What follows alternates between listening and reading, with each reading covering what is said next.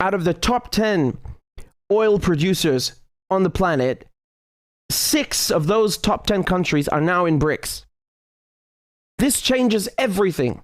This changes everything. So now this begs the question, why were these countries chosen? I mean, Argentina is an obvious choice, right? This is the second largest country in South America, the second largest economy in South America.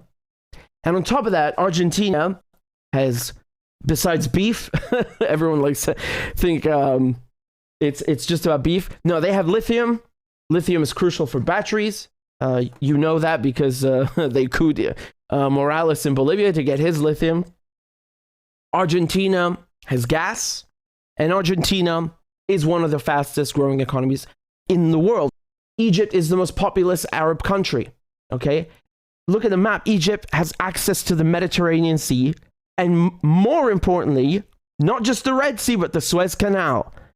I mean, wars have been waged over the Suez Canal, yes? Wars have been waged. This is not just some random strait or some random passage.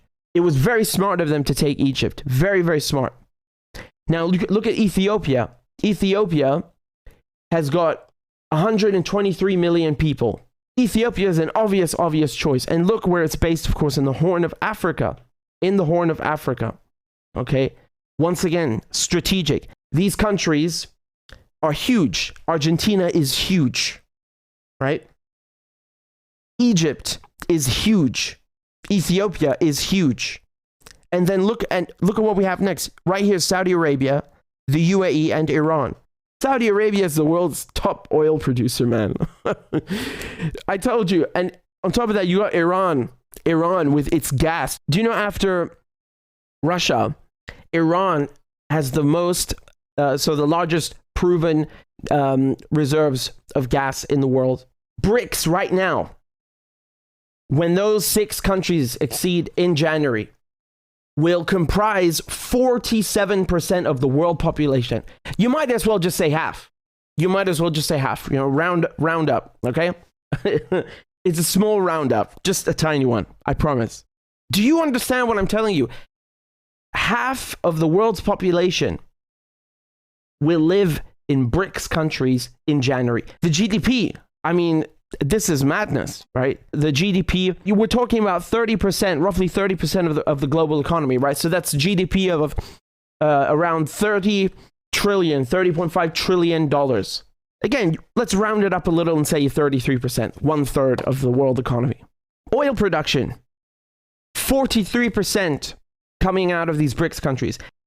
The figures speak for themselves. We are talking about a block. It's a multipolar block. The multipolar world is already here, right? This is why I told you, you are witnessing history. You know, like sometimes people wish they could have a time machine and go back in time to witness history. I swear to you, this is one of the most important political events in our lifetimes. And people will look back on this day for decades to come. That this was the moment that people in Wall Street, that people in the city, people in those Western banks are now going, oh, shit. Oh, yes. The tables have turned. Oh, boy.